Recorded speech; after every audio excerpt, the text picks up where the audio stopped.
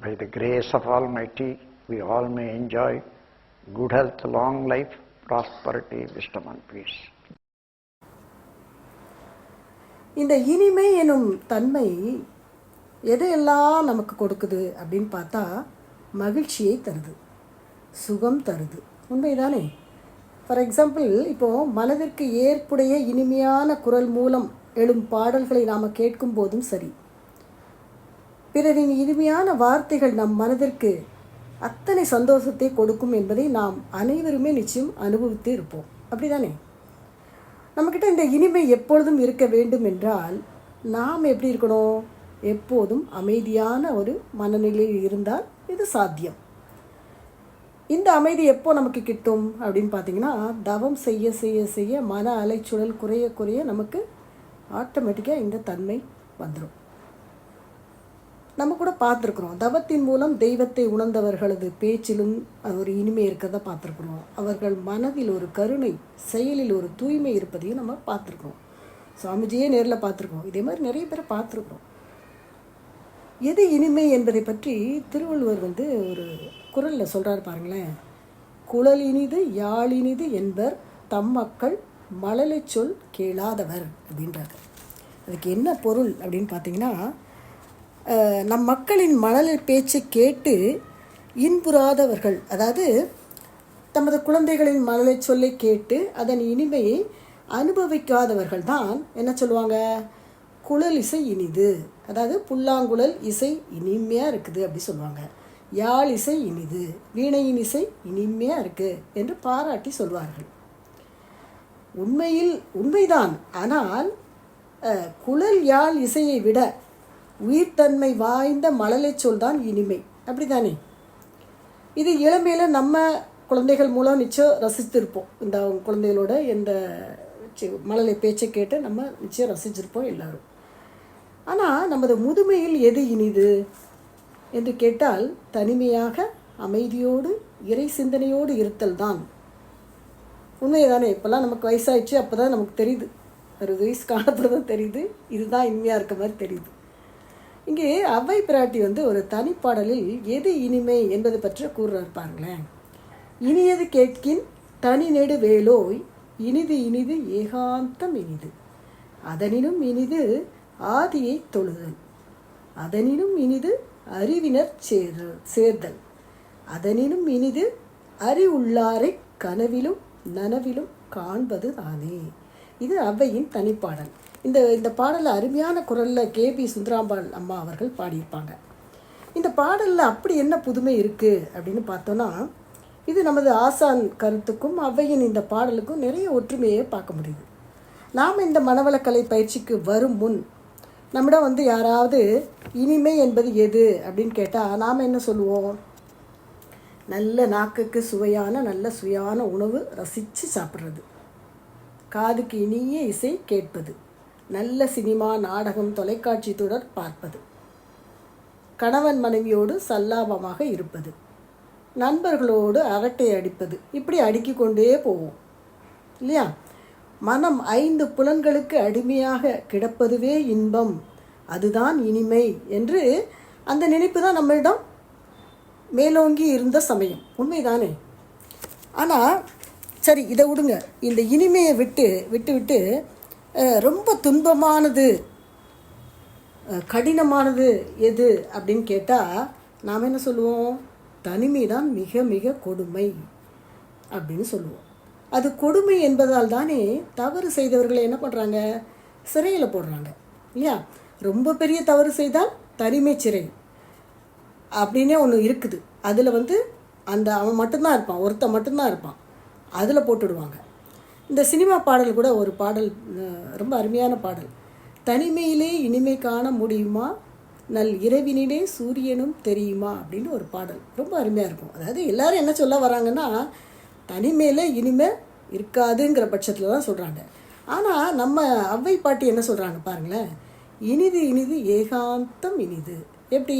தனிமையில் நிகழ்காலத்தில் இருப்பது இனிமை, அதுதான் இனிமை அப்படின்னு சொல்கிறாங்க. ஏகாந்தம் என்றால் என்ன? ஏக கூட்டல் அந்தம், அந்தம் என்றால் முடிவு, ஏகம் என்றால் ஒன்றான முடிவு அல்லது ஒன்றில் முடிவது. ஒன்றில் லயித்து விடுவது, அதில் கரைந்து போவது. தனிமையில் தவத்தில் இந்த இறைநிலையோடு கலந்து விடுவது. இது நமக்கு துரியாதீன தவத்தில் சுவாமிஜி இதனைத்தான் நமக்கு உணரச் செய்கிறார் இல்லையா? சுவாமிஜி கொடுத்த ஒரு கவிதையில் கூட அருமையாக சொல்லியிருப்பாங்க. இறைநிலையோடு எண்ணத்தை கலக்க விட்டு ஏற்படும் ஓர் அமைதியிலே விழிப்பாய் நிற்க நிறைநிலையே தானாக உணர்வதாகும் நித்தம் நித்தம் உயிர் உடலில் எங்கு மட்டும் உறைந்து உறைந்து இந்நிலையில் பழகிக்கொள்ள உலக இன்பங்களிலே அளவு கிட்டும். கரை நீங்கி அறிவு மெய்ப்பொருளாய் நிற்கும் கரைந்து போகும் தன்முனைப்பு ஆணவம் கரைந்து போகும் காணும் தெய்வம். இறைநிலையோடு கலக்க கலக்க நம்மளுடைய ஆணவம் என்ற ஈகோ கரைந்து அந்த இறைநிலையோடே நம்ம அப்படியே மெர்ஜ் ஆகிடுவோம். அந்த ஒரு தன்மை. பொதுவாக நம்ம வாழ்க்கையில் பார்த்திங்கன்னா பல சிக்கல்களுக்கு காரணம் இந்த ஆணவம் தான் இல்லை? அதாவது நான் என்ற ஈகோ. எதை பண்ணாலும் நான் தான் பண்ணேன். நான் சொல்கிறது யார்? இந்த உடலா உயிரா மனமா? இதை ஒரு கேள்வி கேட்டு வச்சுக்கணும். இது போக போக உங்களுக்கு நான் அடுத்தடுத்து இதில் நல்ல ஒரு விளக்கங்கள் கிடைக்கும். இதன் வெளிப்பாடு என்ன ஆகும்? இந்த நான் என்ற ஈகோ என்ற வெளிப்பாடு என்ன ஆகும்? சுயநலமான எண்ணம், சொல், செயல். அதோட விளைவு மனிதன் வாழ்க்கையில் துன்பத்திற்கு ஒரே காரணம் இது மட்டும்தான். உண்மைதானே? மனம் பார்த்திங்கன்னா எதிலும் ஒன்றாமல் ஒன்று இருக்கும்போது இன்னொன்றுக்கு தாவுவது. இப்போ மாணவர்களுக்கெல்லாம் பார்த்திங்கன்னா படிக்கிற போது தொலைக்காட்சி பற்றி அதில் பார்த்தது இது பண்ணது எல்லாத்தையும் அந்த மாதிரி எண்ணம் ஓடிட்டுருக்கும். இப்போ ஒரு வளர்ந்த மனிதர்களுக்கு அலுவலகத்தில் இருந்தால் அலுவலகத்தில் வேலை பார்த்துட்டு இருக்கப்போ வீட்டோட எண்ணம், வீட்டில் பாவா என்ன பண்ணிகிட்ருக்கா, மனைவி என்ன பண்ணிகிட்ருக்கா, குழந்தைகள் இப்படி ஒரு எண்ணம் வரும். சரி, வீட்டில் இருந்தால் அலுவலகத்தை வச்சு எண்ணம். இப்படி மனம் எதிலும் ஒன்றாமல் நிகழ்காலத்தில் இருக்காமல் அலை பாய்ந்து கிடப்பதால் எதிலும் நாம் சாதிக்க முடிவதில்லை. ஏகாந்தமாக நிகழ்காலத்தில் இருப்பதுதான் இனிமையா?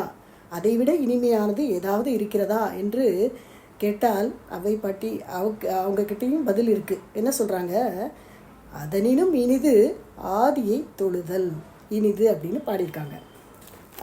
ஆதியை தொழுதல் இனிது அப்படின்னு பாடியிருக்காங்க. இதில் பார்த்தீங்கன்னா கடவுளை தொழுதல் என்று கூட அவங்க பாட்டி சொல்லலை. கடவுள் என்று சொல்லியிருந்தால் நம்ம என்ன கேட்டிருப்போம்? எந்த கடவுள் அப்படின்னு கேட்போம். ஏனென்றால் மனிதன் தான் மக்களை குழப்பறதுக்கு நிறைய கடவுளை கண்டுபிடிச்சி வச்சுருக்கான்ல. அதனால் அப்படி தானே நம்ம அப்படி தானே கேட்போம். அதுபோல் சிக்கல் ஏற்படாமல் இருக்கத்தான் ஆதியை தொழுதல் என்று அவை பாட்டி பாடியிருக்காங்க. சரி, இதை கேட்ட நாத்திகன் என்ன சொல்லுவாங்க? ஆதியை தொழுதல் பற்றியெல்லாம் எங்களுக்கு நம்பிக்கை இல்லை. ஆதி என்று ஒன்று கிடையாது. அப்படியே ஒன்று இருந்தாலும் அதை நான் ஏன் தொழ வேண்டும் என்று விதண்டாவாதம் பண்ணுவாங்க இல்லையா?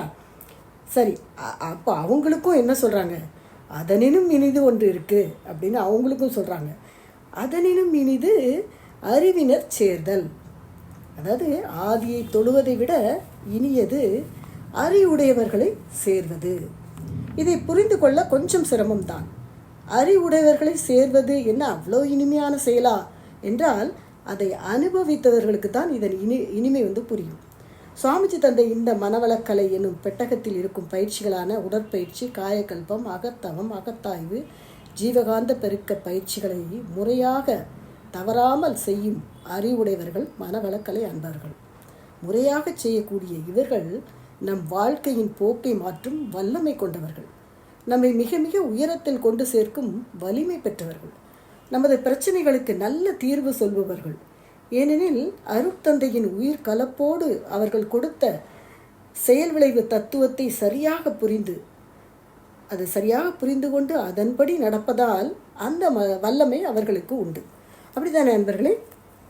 அப்படிப்பட்ட அவர்களுடன் சில மணி நேரம் நாம் இருந்து அவர்கள் கற்றுக் கொடுக்கும் இந்த மனவளக்கலை பயிற்சியை கற்றுக்கொண்டு செய்து வந்தாலே போதும். நமக்கு ஒரு புத்துணர்ச்சியும் ஒரு உற்சாகமும், வாழ்வில் ஏதாவது சாதிக்க வேண்டும், உலக அமைதிக்கு நம்மால் என்ன செய்ய முடியும் என்ற உத்வேகமும் எல்லாம் நிச்சயம் தோன்றும். உண்மைதானே நண்பர்களே? கொஞ்சம் சிந்தனை பண்ணி பாருங்களேன். நீங்கள் இத்தகைய அறிவு பெற்றவர்களிடம் தொடர்பு வச்சுருக்கீங்களா? அப்படி இல்லை அப்படின்னா இன்றிலிருந்து தொடங்குங்கள்.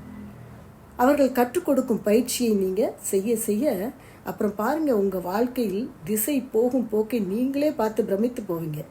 இது நான் எனது வாழ்வில் கண்ட அனுபவத்தின் வார்த்தைகள் தான் நண்பர்களே. சரி, இதை விட உயர்ந்தது ஏதாவது இருக்கா என்று பார்த்தால் அதுவும் இருக்கு அப்படின்னு அவை சொல்கிறாங்க. அதனினும் இனிது அறிவுள்ளாரை கனவிலும் நனவிலும் காண்பது தானே.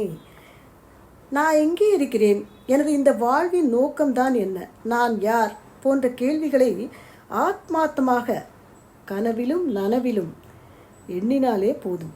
இந்த பிரபஞ்சமே தக்க குருவான வேதாத்ரி மகரிஷியை கொண்டு வந்து உங்ககிட்ட சேர்க்கும். அந்த குருவை மானசீகமாக எண்ணிக்கொண்டே வணங்கி அவர் வகுத்த பாதையில் சென்றாலே வாழ்வின் எல்லா வளங்களையும் நலங்களையும் நிச்சயம் நாம் பெறுவோம். இதுதான் இனிமையான வாழ்க்கை முறையும் கூட, அப்படித்தானே? நாம் இப்போது அந்த இனிமையான வாழ்க்கையை தான் நம்ம அனுபவிச்சிட்ருக்கோம் மனவளக்கலை அன்பர்கள். உண்மைதானேம்மா? நமது வாழ்க்கை பயணத்தில் பார்த்திங்கன்னா நாம் பெற்ற அனுபவங்களில் தீவையும் உண்டு. விழிப்பு நிலை தவறிய, அதாவது இந்த பயிற்சிக்கு வராத அன்பர்கள் பார்த்திங்கன்னா அவங்க அனுபவங்களில் தீவையும் இருக்கும். விழிப்பு நிலை தவறிய மயக்கத்தில் அல்லவை, அதாவது செய்யக்கூடாத செயல்களை செய்யக்கூடிய செயல்களை செய்த அனுபவமும் இருக்கும், தவறில்லை. ஆனால் விளக்கம் குரு மூலம் கிடைத்தவுடன் அந்த அந்த அந்த பதிவுகளிலிருந்து அது தூண்டப்பட்டு வந்தால் கூட பயிற்சி செய்ய செய்ய பார்த்திங்கன்னா அது இதனை மாற்றி அமைக்க நம்ம விரும்பி நல்லவற்றை திரும்ப திரும்ப நிறைவுபடுத்தி கொள்ள வேண்டும். சுவாமிஜி கொடுத்த இந்த அகத்தாய்வு பயிற்சியில் பார்த்திங்கன்னா எண்ணம் ஆராய்தல் அப்படி செய்ய செய்ய என்ன ஆகும், நமது எண்ணம் சொல் செயல் வந்து சமுதாயத்துக்கு நன்மை பயப்பதாக இருக்கும். இதன் பொருட்டு அறம் வளரும், இனிமையும் பெருகும். உண்மைதானே? மற்றொரு அருமையான குரலில் திருவள்ளுவர் என்ன சொல்கிறார் பாருங்களேன். இனிய உளவாக இன்னாது கூறல் கனி இருப்ப காய் கவர்ந்தற்று. அதாவது பறந்து விரிந்த இந்த இயற்கையின் எத்தனையோ நன்மைகளும் இன்பங்களும் இருக்கும்போது நம்ம பரந்த மனதோடு இல்லாமல், ஒரு ப்ராட் மைண்ட் இல்லாமல் மனதால் சுருங்கி இனிமை தரும் சொற்களை மறந்து கடும் சொற்களை பயன்படுத்துவது எப்படி இருக்கும் அப்படின்னு பார்த்தீங்கன்னா, நல்ல கனிந்த இனிப்பான பழம் இருக்கும்போது காய்களை சாப்பிடுவதற்கு ஒக்கும் அப்படின்னு திருவள்ளுவர் குறிப்பிடுகின்றார். உண்மைதானே?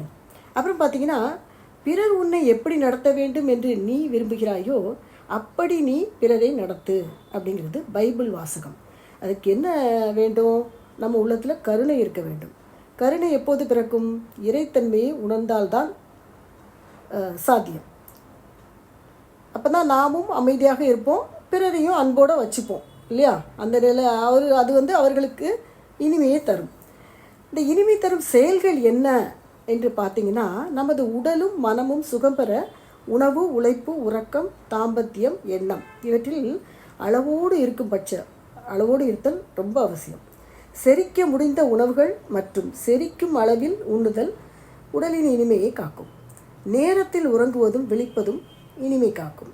காலையில் விழிக்கும் போது சோர்வு இல்லாத தாம்பத்தியம் இனிமையை பெருக்கும். நல்ல சிந்தனைகள் முகவசியம் கூடும். இனிய சொற்களுடன் மற்றவர்களுடன் பழகும் போதும் நட்பு நலம் கூடும், நல்ல மதிப்பு பெருகும். இதனால் என்னாகும்? வாழ்வில் இனிமையான பயணம் தங்கு தடையின்றி தொடரும். நாம் எங்கே இருந்தாலும் சரி, வீட்டில் இருந்தாலும் சரி, அலுவலகத்தில் இருந்தாலும் சரி, மற்றவர்களது இனிய சொற்கள், நல்ல குணங்கள், நல்ல செயல்கள் மூலம் நாம் நிச்சயம் சுகம் பெற்று இருப்போம் இல்லையா? அப்படிப்பட்டவர்களிடம் சில குறைகள் இருக்கும் பட்சத்தில் அதை ஏற்றுக்கொள்ளக்கூடிய ஒரு மனவளம் பெறும்போது அங்கு இனிமை கெடாது. தவத்தினால் மனம் என்னாகும்? வளம் பெற பெற குடும்பத்திலும் கணவன் மனைவிக்கு இடையிலும் இனிமை காக்கப்படுகிறது. எப்போதும் மகிழ்ச்சியாக இருந்தால் இனிமை கெடாது. அப்போ எப்போதும் மகிழ்ச்சியாக இருக்கிறதுக்கு என்ன வேண்டும்? ஏமாற்றம் இல்லாது வாழ வேண்டும். ஏமாற்றம் என்பது என்ன? துன்பமும் சோர்வும் அளிக்கின்ற ஒரு மனநிலை. அது என்னாகும்? தன்னாலும் வரலாம், பிறராலும் வரலாம், இயற்கையால் கூட எழலாம். இந்த ஏமாற்ற உணர்வு இல்லையா? பேராசை, அறியாமை, தப்பு கணக்கு, விழிப்பின்மை, பகை, இயற்கை சீற்றம், இந்த மாதிரி வகையில் 6 வகையில் நமக்கு ஏமாற்றம் வர சாத்தியம் இருக்குது. எந்த இதுவும் பார்த்திங்கன்னா, எந்த அளவு நம்ம எதிர்பார்ப்பு அதிகமாக ஆக ஆக ஏமாற்றமும் ஜாஸ்தியாகும். அந்த அளவுக்கு ஏற்ப தான் நம்மளுடைய அதிர்ச்சி, துன்பம் எல்லாம் விளையும். இதுலேருந்து எப்படி நம்ம மீண்டு வரலாங்கிறது தான் நம்மளுக்கு இந்த பயிற்சிகள்லாம் சமைச்சு கொடுத்துருக்காங்க. அதாவது சிக்கல் இல்லாத வாழ்க்கை இல்லை, சமுதாய வாழ்க்கையும் இல்லை, சமுதாயமும் இல்லை இல்லையா. இந்த சிக்கலை நாம் இதை நம்ம முதல்ல மனசில் வாங்கிட்டு வந்த சிக்கலை எப்படி எளிதில் தீர்ப்பது என்ற அறிவுத்திறன் இருந்தால் போதும். அது நமக்கு இந்த பயிற்சி மூலம் கிடைக்குது. பின்ன என்ன நமக்கு கவலை இல்லையா. நமக்கு நமது சுகமும் கெடாமல் வாழ்வில் நம்மால் இனிமை காக்க முடியும், அப்படி தானே. அப்படிப்பட்ட இனிமையை நம் குடும்பத்தவருக்கும் சமுதாயத்தில் உள்ளவர்களுக்கும் இலவசமாக நாம் தருவோம். மன மகிழ்ச்சியோடு நிறை மனதோடு வாழ்வோம் என்று கூறி எனது குரு சிந்தனையை நிறைவு செய்கின்றேன். வாழ்க வையகம், வாழ்க வையகம், வாழ்க வளமுடன்.